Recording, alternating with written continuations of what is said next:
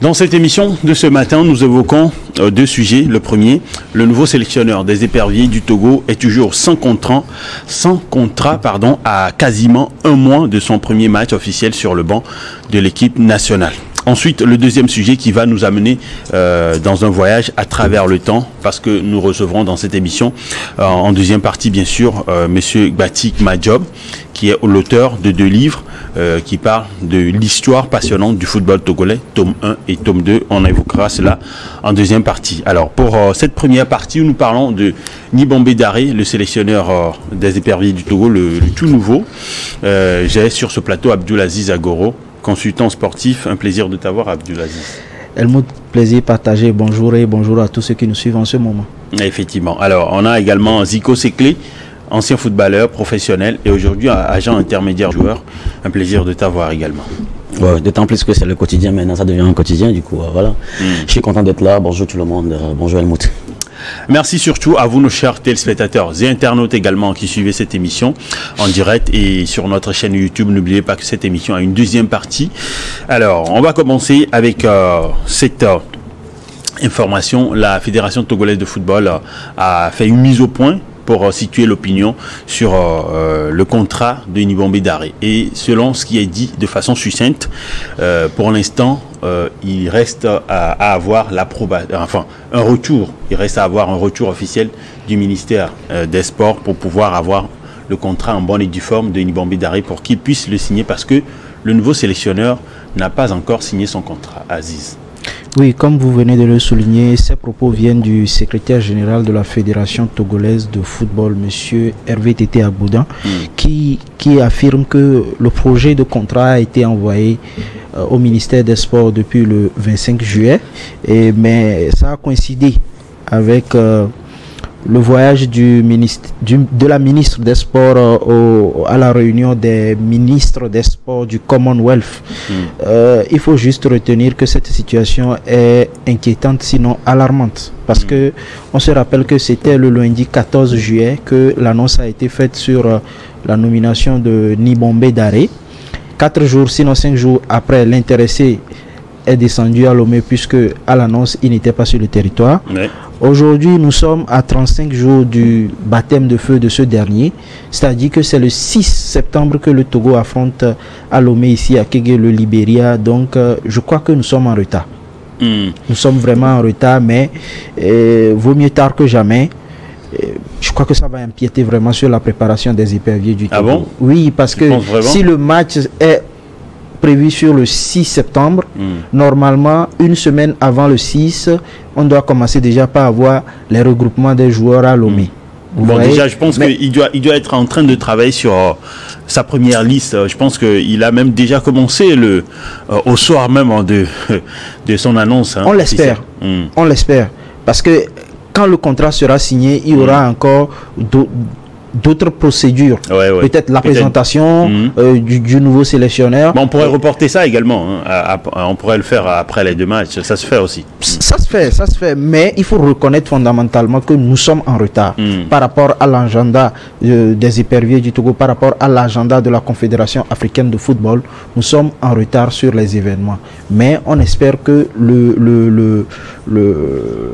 l'intéressé en la personne de M. Nibombe Daré n'attendra pas forcément la signature du contrat avant de commencer par travailler. Certainement qu'il a déjà noté des trucs dans son calepin, il attend seulement la signature pour pouvoir mettre tout au dehors. Donc on espère et on attend ce qui va se passer dans les jours à venir. Les 6 et 9 septembre prochains pour les éliminatoires de la CAN 2025. Alors, Zico, tu as des informations pour nous par rapport à ce qui se fait avec Nibombe Daré en coulisses pour la préparation de sa liste. En tout cas, tu devrais être vous nous parlez de parfum des informations. Non, Helmut, d'abord tu nous parles de quelle liste?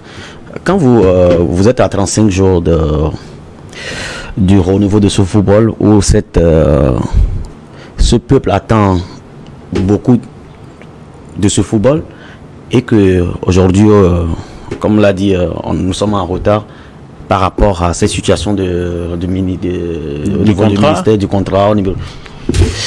Vous savez, les retardataires ont toujours tort. Je pense que là, on est encore parti sur une fausse base et que si les résultats viennent, il ne faudrait pas que quelqu'un accuse qui... Non, alors... Attends. Bon, je suis d'accord avec toi, mais est-ce que tu penses que cette situation va pénaliser... Vous savez, tu penses que cette situation va affecter Daré, le connaissant bien?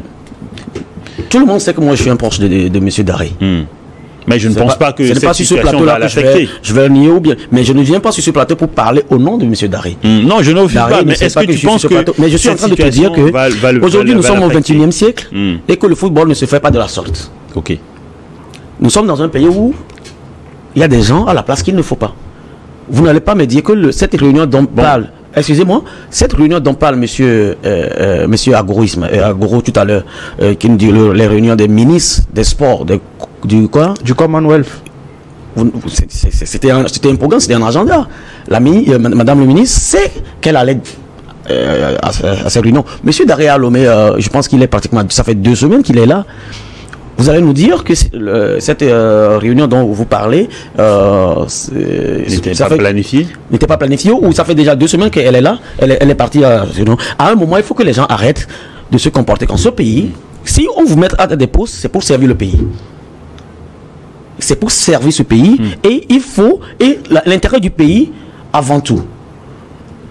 Je suis sidéré. Ouais, mais vous savez, le Togo joue. Je vais vous donner une information de taille. Oui. Le Togo joue l'Algérie lors des éliminatoires au 3e match. Mais l'Algérie a déjà envoyé ses émissaires à Lomé. Nous, on joue dans 35 jours. Et notre sélectionneur n'a pas son contrat. C'est du retard, c'est de l'amateurisme, c'est du manque de compétences. Bon, alors... Helmut, si tu permets, oui, je ne suis pas... Je suis d'avis avec Zico, mais partiellement, parce que vous savez, ce qui est bien venant d'un membre du comité exécutif de la Fédération togolaise de football, il nous a été dit que tout ce que le sélectionneur Nibombe Daré a donné lui a été accordé. Ça, c'est déjà un grand pas. Ça voudrait dire que au-delà, en attendant la signature officielle d'un contrat, il y a un travail qui se fait en amont. Il y a un travail qui se fait, sinon qui a été fait en amont. Sinon, l'intéressé ne serait pas déplacé sur la capitale du Togo. Son accord donc, du coup, je crois qu'il faut être... C'est vrai, on reconnaît qu'on est en retard. Mais il faut être un peu indulgent parce que on a déjà...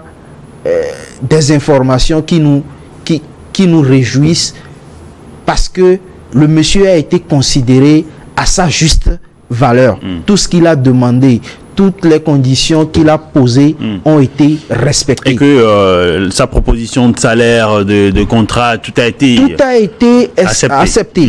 Et que lui-même, il est satisfait de ce qu'on lui propose. Donc, c'est vrai, on est en retard, on venait de le dire, mais... il ne faut pas trop aussi tirer sur Monsieur Agoro. Non, Helmut, si tu permets, Agoro, quand tu dis d'être indulgent, vous savez, il faut aller droit au but. Dans ce pays, c'est ce genre de comportement, c'est ce genre de sorties que nous faisons qui font que les gens ne se rendent pas compte de la gravité de la situation. Moi, j'ai été... Excusez-moi. Non, excuse-moi. Moi, j'ai été footballeur. Non. Oui, mais non, même si je dois donner son avis, je dois le lui dire le pourquoi cet avis ne compte pas. Parce que moi, j'ai été footballeur. Et je vous dis, pour un sélectionneur, pour envoyer une pré-convocation à ses poulains, à des joueurs qu'il doit convoquer à sa sélection, il nous faut combien de temps? 1 mois. Les convocations doivent partir 1 mois. Est-ce que vous comprenez? Maintenant, nous sommes à 35 jours. Le sélectionneur a été annoncé par la fédération. Aujourd'hui, on ne sait quand madame le ministre va rentrer, on ne sait quand elle sera disponible pour recevoir ce dernier. Et maintenant, vous pensez que ce monsieur va se mettre au travail et voir... Ah, alors moi je le pense. Toi tu le penses. Moi je pense que... Mais non, ça c'est ce que... Le professionnalisme... Non, le professionnel ne pourra pas ça. Un monsieur qui n'a pas un contrat... Donc tu penses que ça va affecter Daré dans son travail? Oui. De ne pas avoir signé un contrat? Oui. Alors, jusque-là, Daré n'est pas le sélectionneur. Moi, je l'espère pas. Jusque-là, monsieur Daré n'est pas le sélectionneur des épaviers du Togo. Donc, je vous dis... il a été annoncé en tout cas. Il a été annoncé. De façon officielle. Ça veut dire, ce n'est pas contractuel. Daré peut se présenter sur quel stade aujourd'hui pour regrouper qui? Vous savez, dites les choses telles qu'elles sont, parce que nous voulons... Attends, monsieur Agoro, nous voulons que les choses changent.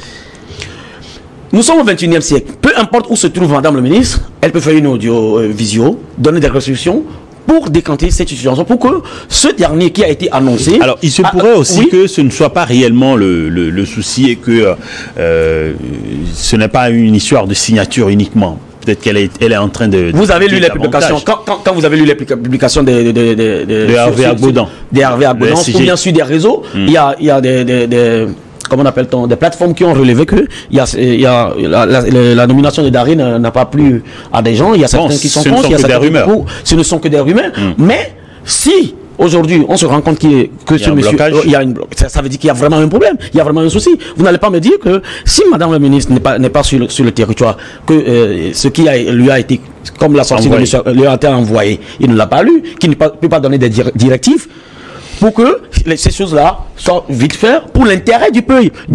Être ministre, c'est beaucoup de choses, c'est beaucoup de charges. Arrêtez de défendre. Je n'ai rien contre madame le ministre. Ça c'est clair. Rien du tout, mais étant sportif, toi tu connais ma lutte dans cette histoire de football où ce pays ne fait rien pour l'avancement de ce football. Tu connais mon engagement. Donc je ne suis pas ici pour défendre Kofi, pour défendre mais je suis là pour dire que telles que les choses sont, je suis là pour te dire...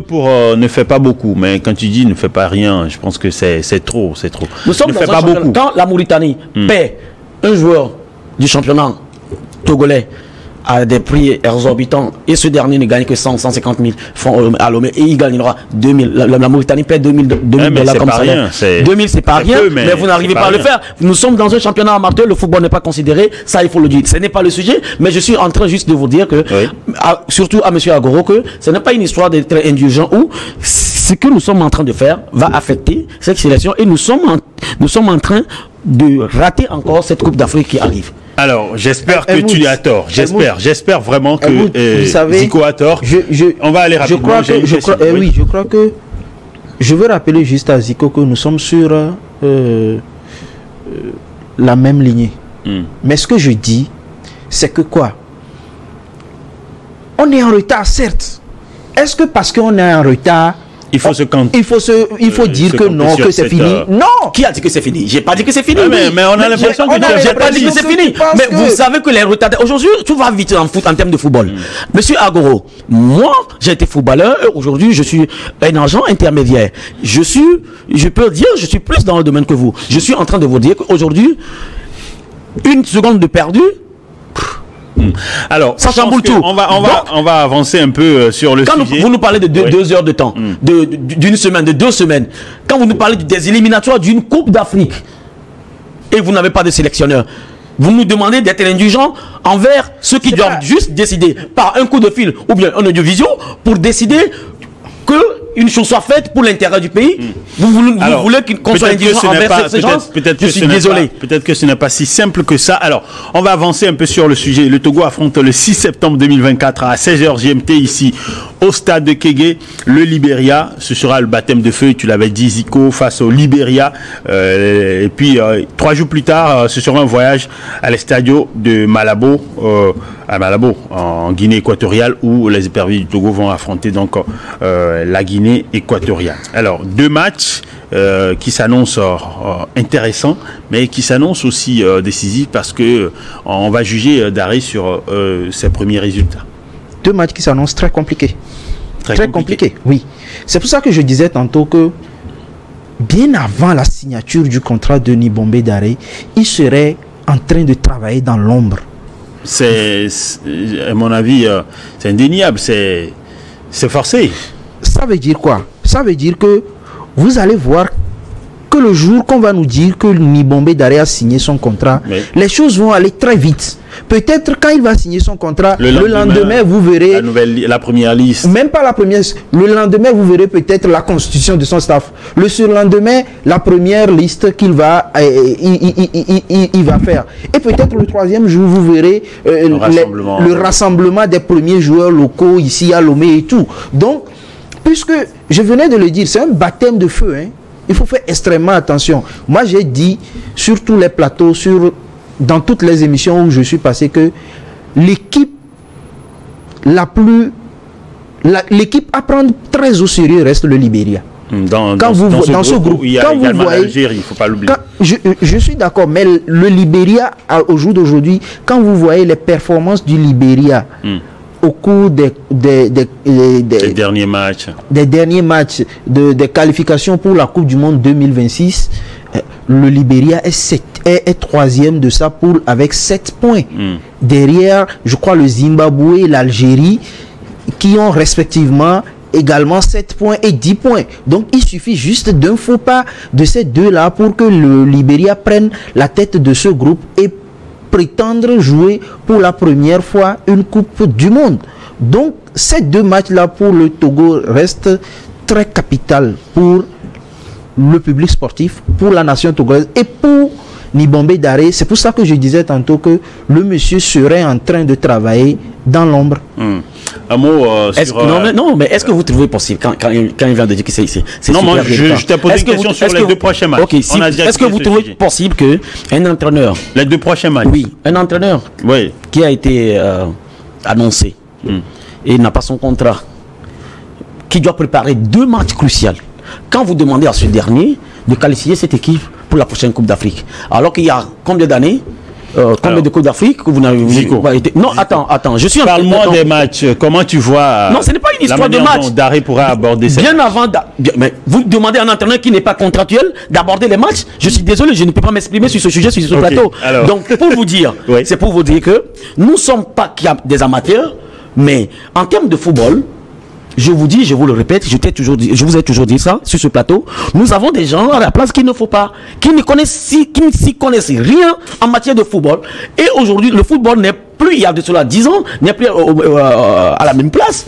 Il faut que les gens changent, il faut mettre les gens bien, il faut qu'ils savent. Ou bien, s'ils ne peuvent pas le faire, que ces messieurs-là, ou ces gens-là qui sont à ces postes, faites appel à ces gens qui s'y connaissent dans la matière. Parce que, non, monsieur Helmut. Non, on arrive à la fin. Non, on n'arrive pas vers la fin. Laisse-moi finir, s'il te plaît. 2 secondes. Comme je te dis, les 2 matchs sont cruciaux et nous sommes déjà un grand perdant sur ces 2 matchs. Alors, sache que si on ne se qualifie pas pour les prochaines Coupes d'Afrique, ce ne serait pas la faute d'un entraîneur, mais ce serait la faute à ceux qui doivent décider. Je pense que beaucoup de téléspectateurs ne sont pas d'accord avec toi par rapport à ton pessimisme. Hein.